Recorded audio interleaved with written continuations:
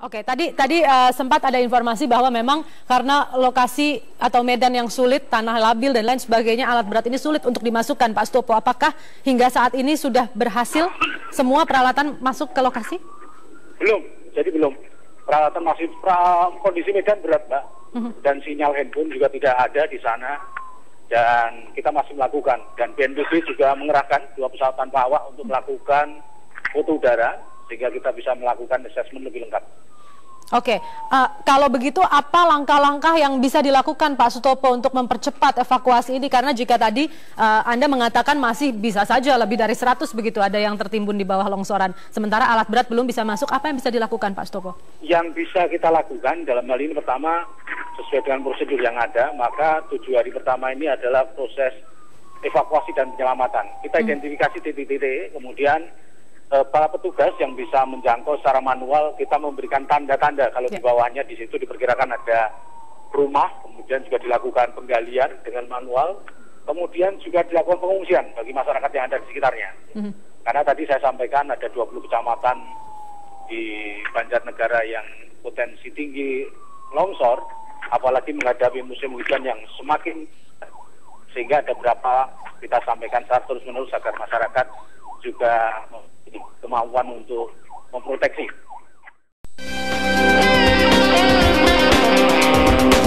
Ya, dan aksi pencurian ikan oleh kapal asing selama ini seolah tidak tersentuh dan tidak banyak yang terungkap ke publik. Salah satunya karena adanya kong kali kong dengan oknum aparat terkait. Ya, kami memiliki kesaksian dari para pemilik kapal asing soal aksi ini, di mana mereka mengaku menyetor sejumlah uang pada oknum aparat untuk memuluskan jalan pencurian ikan di perairan Indonesia.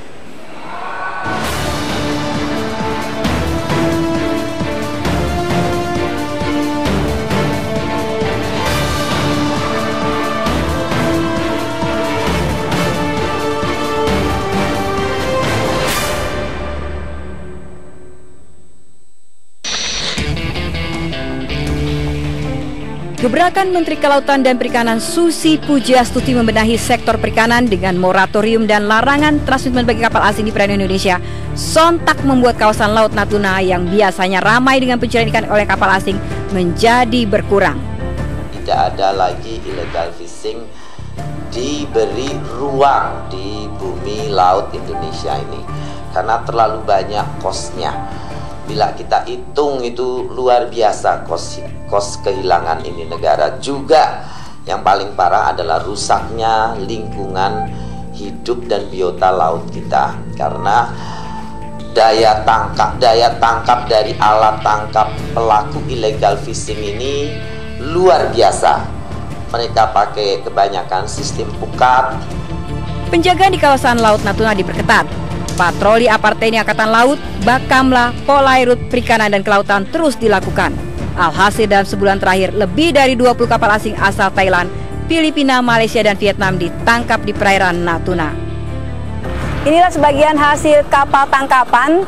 Kapal Vietnam ini ditangkap oleh aparat di laut dan ini sekarang ditambatkan di kawasan Kepulauan Natuna. Kapal yang tertangkap pun tak diberi ampun. Sebagian telah ditenggelamkan di perairan Anambas, Kepulauan Riau. Sementara ABK kapal dan kapten kapal diperiksa dipulangkan ke negara masing-masing. Aksi pencurian ikan yang dilakukan nelayan negara tetangga selama bertahun-tahun ini memang berjalan mulus. Dari hasil penelusuran Metro TV di Laut Natuna dan Kalimantan, sejumlah nelayan asing mengaku membayar sejumlah uang pelicin pada aparat keamanan laut dan perikanan Indonesia. Untuk satu kapal asing di atas 50 Joston atau 100 GT, bila tidak mempunyai izin kapal akan dikenakan pungutan 30 hingga 100 juta rupiah. Tetapi bila mempunyai izin dan tertangkap aparat, pungutan berkisar 3 hingga 7 juta rupiah. Dari luar itu biasanya transaksinya di tengah laut, itu untuk kepentingan aparat di sini aja, setahu saya seperti itu. Kalau bayarnya tergantung besar kecilnya kapal. Kalau misalnya kapal dari Thailand itu bisa sampai belasan juta sekali turun, satu pompong atau satu kapal.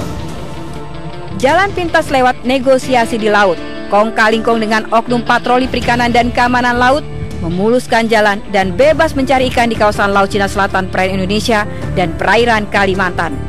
Untuk itu, para cukong asli mengaku sudah mempunyai kaki tangan ke aparat agar kapal mereka diberi kebebasan dan dilepaskan bila tertangkap. Kita pandai menguruskan ataupun kita kenal. Kadang-kadang kami kalau mencoba di nak tangkap orang, kemudian kami itu tukang tekong. Saya cakap dengan polis. Nah, kita ada urusan ya kan. Bayar. Mau duit? Iya. Siapa bukan orang Malaysia, semua mau duit. Semua mau duit ya. Modus operandi lainnya untuk bebas menangkap ikan di perairan Indonesia yang kaya akan ikan dan hasil lautnya. Banyak nelayan asing khususnya nelayan negara tetangga menggunakan satu surat izin yang digunakan untuk operasi 5 hingga 20 kapal ikan. Cara lainnya untuk mengecoh petugas, kapal asing menggunakan bendera Indonesia. Setidaknya di satu kapal mereka mempunyai 2 hingga 3 bendera. Bahkan di kawasan Sabah, Malaysia, banyak bersandar kapal pukat harimau dan kapal ikan katrol yang sering beroperasi di perairan Indonesia. Kapal pukat harimau ini mampu menguras isi laut Indonesia dari tangkapan ikan besar hingga kecil, udang hingga lobster.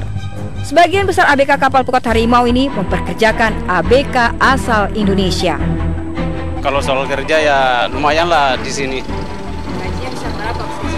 Ya kalau kami kan istilahnya bagi hasil. Jadi kalau banyak dapat ikan ya banyak juga pendapatan gitu. Ya kalau masalah hasil cara penangkapannya lebih senang lagi di sini daripada di Indonesia. Kenapa? Alasannya kalau di Indonesia kurang peralatan macam begini. Kalau iya. Tak hanya kapal besar, nelayan kecil negeri tetangga pun untuk mengecoh aparat menggunakan perahu asal Indonesia.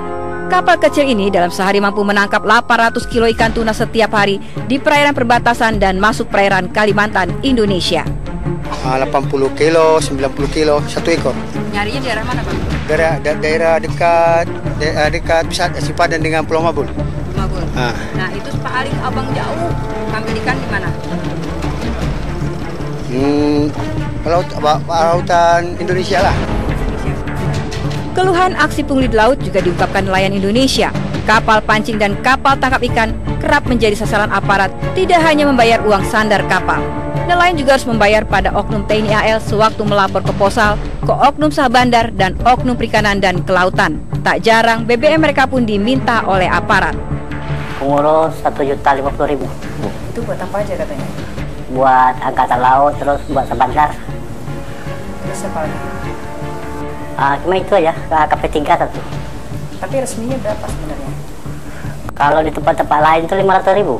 500.000? Iya. Tapi kalau di sini segitu? Gitu. Kalau nggak bayar 1.050.000? Ya nggak boleh masuk. Nggak boleh masuk? Menanggapi adanya sejumlah pungli oleh oknum TNI Angkatan Laut, Dispena menyatakan walaupun sampai saat ini belum ada pengaduan dari nelayan secara langsung, tetapi pihaknya akan melakukan penyelidikan terhadap oknum TNI AL yang terbukti akan dikenakan sanksi. Tidak menunggu minat. Apakah ada oknum yang melakukan kegiatan-kegiatan pungli di laut atau di pelabuhan? Ini akan kita dalami, Mbak. Kita dalami. Apabila ada, saya kira pemimpin TNI Angkatan Laut komit untuk menindak yang bersangkutan. Karena tidak dibolehkan. Untuk membersihkan segala bentuk kejahatan pencurian ikan di laut, pemerintah baru saja membentuk Satgas Pemberantasan Pencurian Ikan.